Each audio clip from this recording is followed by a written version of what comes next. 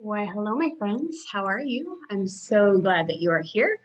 As we start the month of October, if we just stop and think on the calendar, we have October, which is awesome. It's usually the beginning of fall, depending on where you are in the world. It's even starting to feel a little fall-like here in Arizona. So there's that. But what happens in October? We have Halloween. And what happens in Halloween?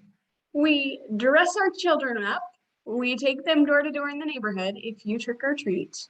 Even if you don't, there's plenty of opportunities for them to get more sugar than normal and suggested this month.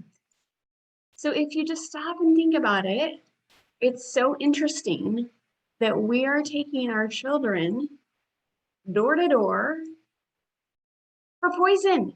And I know that sounds dramatic, but my hope is that as you listen to this and I share some information about what sugar does, that maybe you'll be a little bit mindful going into this month, because then next month we have Thanksgiving and we have pies at Thanksgiving and whatever other delicious desserts you maybe feast on. And then we know we have Christmas, and that means cookies and fudge and hot chocolate. And oh my goodness, there's just so many opportunities for us to eat more sugar than normal during this quarter. And I don't really think it's necessary. I don't really think it's helpful.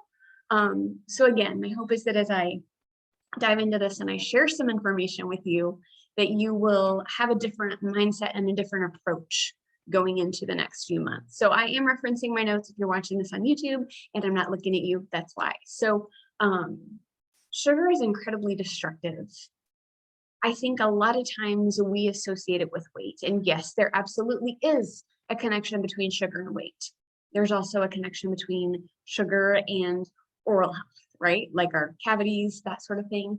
But it's also destructive to our cells and our energy levels. And if you've attended my workshop, we talk a lot about the blood sugar roller coaster and how it even affects mood. So there are so many various aspects of destruction when it comes to sugar.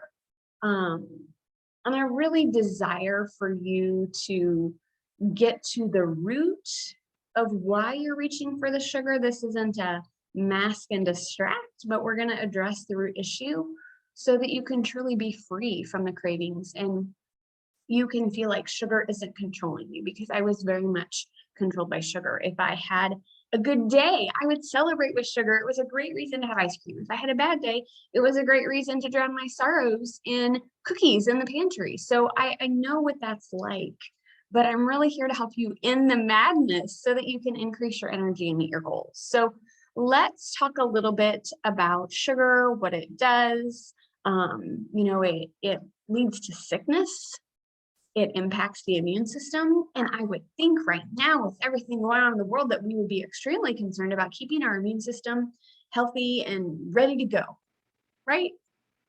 It also ages you behind your years. Your cells can't thrive in an acidic environment, and sugar creates that. And along that note, that also leads to disease. So it's feeding bad bacteria in your body, throws off this delicate symbiosis that keeps you glowing and happy. And recent research, has even shown that sugar lights up the same areas in the brain as cocaine. So it's highly addictive, and it also destroys our brains, but yet it's legal. It's passed out freely at Halloween, and in parades, we're throwing it at people, right? So let's talk a little bit more about what sugar does, because again, this is to create awareness so that you're aware that there is more to sugar than just weight. So sugar robs you of your energy and leads to weight gain or extreme weight loss due to malabsorption. So if you're experiencing digestive issues like acid reflux or candida overgrowth, which is an imbalanced gut bacteria, chances are you're eating too much sugar. Now, I know when I'm craving sugar, my body's out of balance, and I talk with clients a lot about this. We, find that sweet spot for them, because we're all different. What works for one doesn't work for all. And so we really create that balance, because it can be a sign of deeper nutritional deficiencies. And sugar doesn't ever fill those gaping holes. It's when we have the nourishing foods and lifestyle strategies, that's what it takes, along with the mindset and changing our habits around sugar, right? So for me, I was going to sugar for happiness. I was going to it when I was sad, like I was having this habit of reaching for sugar either to celebrate for good or to celebrate for bad. And so I had to retrain my brain and change those habits. And that's what I do as a coach. So I was the world's biggest consumer of sugar, guaranteed, hands down. Swedish fish, eaten by the bag, Diet Dr. Pepper, Oreos, ice cream. Like that was my diet. For lunch, I'd have a Diet Dr. Pepper and a big old pretzel with cheese. Like I was not getting the nutrition that I needed. And that also contributes to cravings.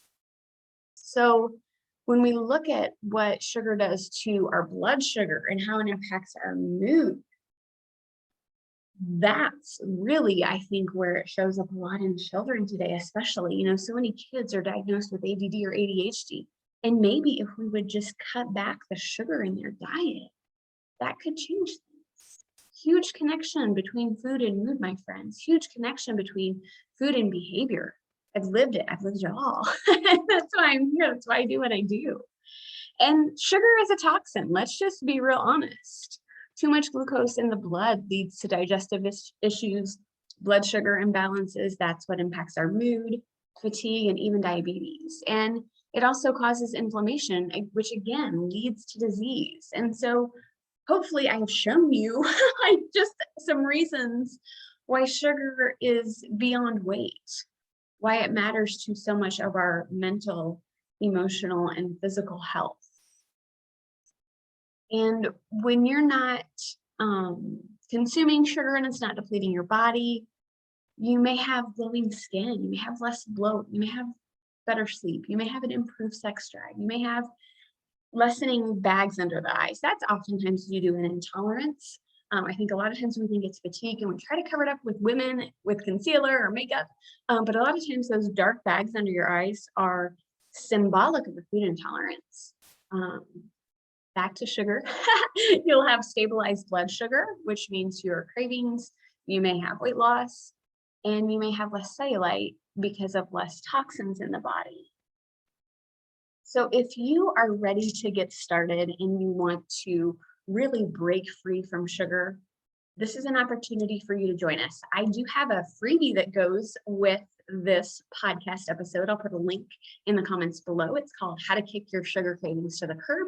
If you're interested, it goes through this information and then it gives you a little bit more of some things that you can do when you feel like you want to reach for sugar. There are some really delicious, healthy, sweet recipes in there.